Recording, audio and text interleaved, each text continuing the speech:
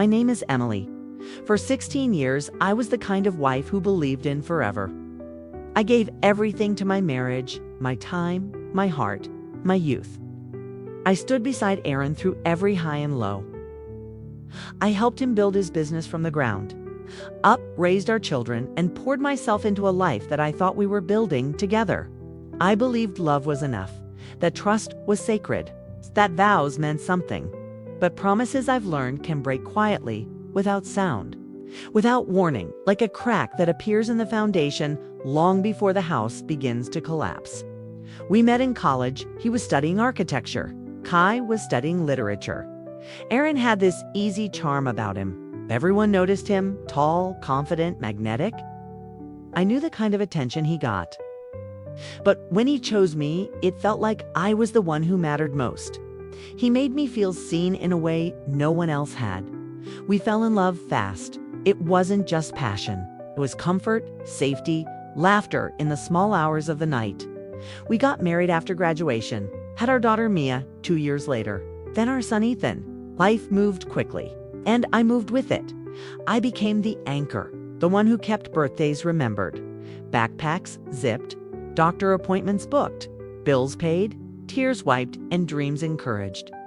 Aaron worked long hours. It's the grind now, he'd say, so we can relax later. I believed him. I trusted him. I loved him. But somewhere along the way, something shifted. Our conversations got shorter. His presence dimmed. He stopped asking about my day. He didn't notice when I stopped wearing makeup, when I cried alone in bed after putting the kids to sleep. Then, one night, I woke up and found our bed empty. I walked downstairs and saw him asleep on the couch, his phone still in his hand. A message lit up the screen. "Good night, babe. Yesterday was perfect. Can't wait to see you again."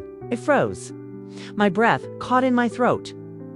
And in that moment, something in me fractured. I didn't confront him right away. I didn't scream or throw the phone. Instead, I became still. I watched. I listened. I gathered the truth like broken glass, sharp, painful, undeniable. Receipts from restaurants I'd never been to. Hotel bookings during weekends he claimed to be on work trips. Hidden photo galleries filled with images of her blonde, younger, smiling like she belonged next to him. But it wasn't just the betrayal. It was how easily he lied. How effortlessly he walked through our home, kissed me goodnight, tucked our kids in, and went on living his second life. I felt invisible, disposable, replaced, and for a while I thought about walking away, about throwing his things out, screaming, demanding custody, starting over. But then something in me, something colder, sharper said, "Not like this." He broke me piece by piece, so I decided I would not let him walk away clean. Revenge isn't always fire and chaos. Sometimes it's quiet. It's planned, surgical. I started collecting everything. Messages, photos, emails. I backed them up on a USB, hid it in the closet behind an old winter coat. I met with a lawyer not to file, not yet, but to learn, to understand my rights. Aaron, in his arrogance, had made one fatal mistake. He'd put my name on the business years ago, thinking it was romantic. Now, that decision would cost him more than he ever imagined. But I didn't stop there. I found her. Her name was Rachel. She worked in marketing, and according to her Instagram, she believed she was dating a single man. I asked to meet her for coffee. She showed up nervous and unsure. "I'm Aaron's wife," I said. She turned pale. Her hands trembled. "I'm not here to scream. I just thought you deserved to know the truth. And I wanted you to see the face of the woman he lied to for the past 2 years." She cried. She apologized. She told me Aaron said we were separated, that I was unstable. The usual lies. And then she ended things with him. That same day, I know because I saw the storm in his eyes when he came home. He slammed doors. He shouted, said nothing ever went his way. I didn't flinch. I just looked at him and said softly, "You look tired. Maybe you should get some rest." And I meant it. He had no idea what was coming next. He didn't know what I knew. Not yet, thought I was only the beginner. Began taking more time for myself. I joined a gym, started dressing up. I went out with friends more often. I laughed again. And the more I smiled, the more I infuriated him. He didn't like losing control. He began asking questions where we's going, who was I meeting, why did he look so happy, but I never gave Hyman's worse. I just smiled and said, funny isn't it? You didn't care before. That's when he started trying to be nice again, little gifts. Helping with the kids making dinner as if a bouquet. A flower scald erased the damage he caused. I played along not because I forgave him, but because I needed time. I needed him to believe I was softening, that he still had power over me. Meanwhile, I tightened very screw behind the scenes. I gained full access to the business finances. I began transferring small amounts legally to a new account under my name. I took screenshots, printed documents, and built a timeline so clear that no lawyer could twist it in his favor. Oh night, I kissed him goodnight, just like old times, and whispered, I'm so glad we're in a better place now. Hesmilled smug, he had no idea what was coming, because I wasn't done, not yet around. Thought things were returning to normal. He believed the storm had passed it. His temporary lapse in judgment had been forgiven, and that we were building our life. But what he didn't know was that I was building something else entirely, a life without him. A future that didn't include the man Wothed. He could cheat and lie and still win while he played pretend at being a husband again. I played the long game. I kept my face, calm, my words kind, my presence predictable, but behind every smile, I was sharpening the edges of my plan. I started by aligning Allie's quiet owns. I had a conversation with my friend Olivia, financial advisor who knew how to move money without leaving chaos in its wake. She helped me restructurize it. Aaron had no idea I had touched stocks, savings, even some shares in his business. I had access to do 2 old agreements. We rued them with surgical precisione. The same time I spoke with my cousin Rebecca, who worked in family law. She walked me through custody options, explained the patterns of narcissistic behavior in court, and how to establish a narrative based on evidence without needing drama. We planned everything step by step. I wasn't going to be the woman screaming in court. I was going to be Theon, walking away with everything while stood there wondering how. I did. Iteron began noticing changes. I had replaced our shared accountant with a new one when he questioned it. I calmly said, he's more experienced with complex portfolios. I thought it was time for an upgrade. He nodded, pretending he was still the decision maker. In reality, he was becoming irrelevant. He also started losing clients, not because of my direct interference, but because I knew who to speak to and what to suggest. You see, Aaron had a bad habit of mixing arrogance with incompetence.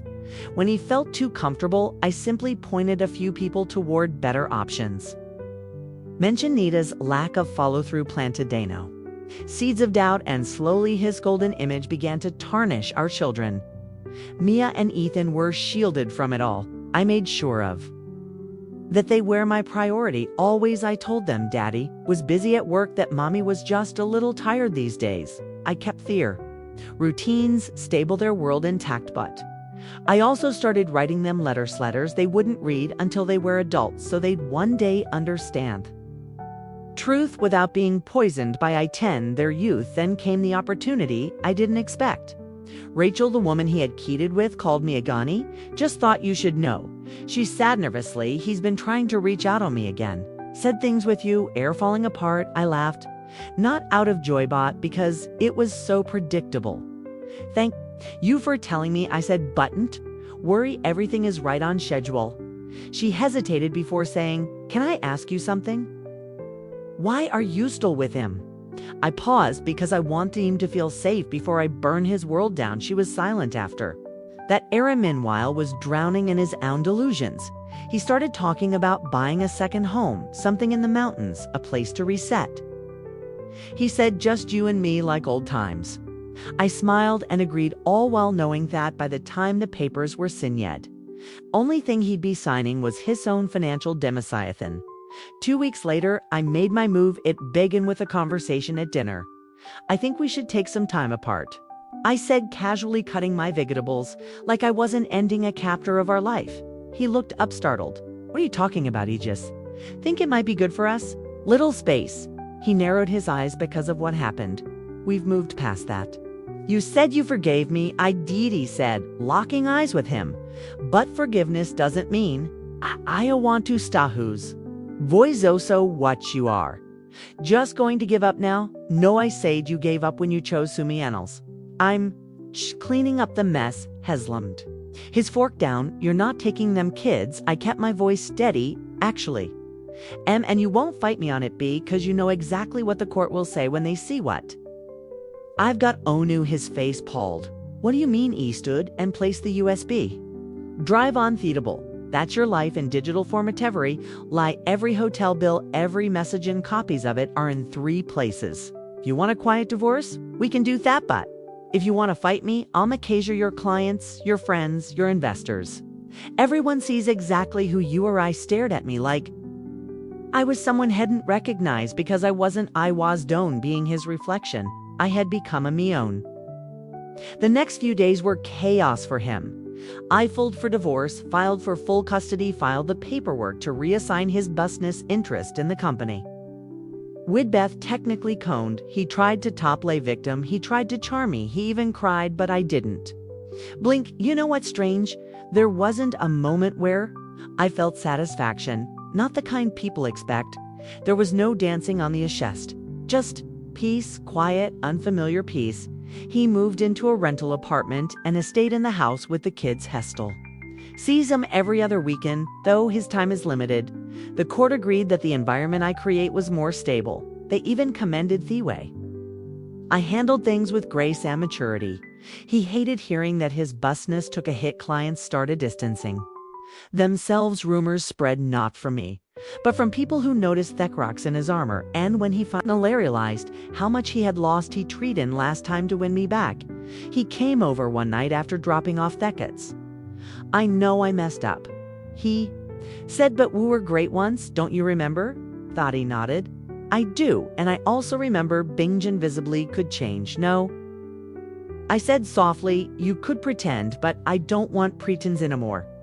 He looked around our home, the pictures of our kids, the life we built in. For the first time I saw it in high-size regret, not just for losing me, for underestimating me. I didn't slam the door behind him when he left. I didn't teed if that door had closed long ago. I focus on my kids, my career, my peace. I've started a new chapter, one where I don't shrink myself to make someone else feel bigger. I've learned that revenge doesn't always come in flames. Sometimes it comes in the form of walking away with your head held high while the other person watches the house of thee set on firefall without ever knowing you were the one who handed them match. And yet there's still one final move left, something he never saw coming after the divorce. Aaron Asumed's worst was behind him, that I had taken my share, walked away, and closed the door for good, but I wasn't done, not yet. He had betrayed me, humiliated me, and tried to erase me. Like I was just a mistake in his story. What he didn't realize was that I still had one card left to play, and I had saved the best for last year's. Ago, when Aaron first launched his business, he convinced me to become an early investor. He called it a partnership, something we were building together. I signed the papers, trusting him like any loyal wife would. What hadn't expected was that one day I'd use that partnership against him. I had rated a silent share in the companies, and enough that he forgot it existed, but large enough to legally grant me access to financial records, investor meetings, and internal audits over the months following our divorce. I quietly kept track of every mistake he made, and trust me, there were plenty. He had become sloopy tax filings, questionable SNIS, subcontractor lawsuits. He wastering to bury his arrogance was his weakness. He believed he was untouchable, thought no one would dare expose him. Bet I did through my lawyer. I sent a formal inquiry to the board of stakeholders requesting a full audit. At first, Aaron thought it was a mistake-a-thon. He thought it was a bluff. By thought time, he realized I was serious. It was too late. The investigation revealed what already knew: misuse of funds, manipulated contracts, illegal bonuses.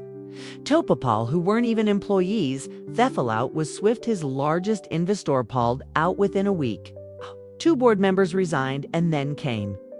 Thepoblik statement, a press release Dianingsing, Aaron's temporary removal pending legal review. He tried to call Metweiss. I didn't answer the 3rd time hello. A voicemail, why are you doing this you? Got what you wanted the house. Thickids, what else do?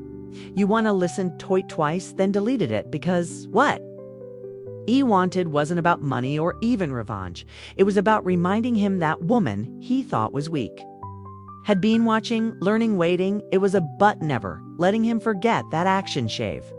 Consequences, even when they come insolence dressed in grace today. Aaron is still dealing with the mess he created. I hear he's trying to rebuild his Imagibit.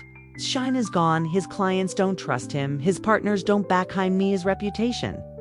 Well, let's just say it reflects the truth now. As for me, I feel free, I live in peace, with me, children with no lies hanging over our heads. My business has grown and with it, so has my confidence. I speak at women's events now about betrayal resilience and quiet strength, not to share my pain, but to show that survival does always look like a battle. It can look like calm, steady steps out of the darkness. Some people say revenge is ugly, but mine was silent, precise, and deeply earned. And I do it all over again. Thanks for watching. Bye.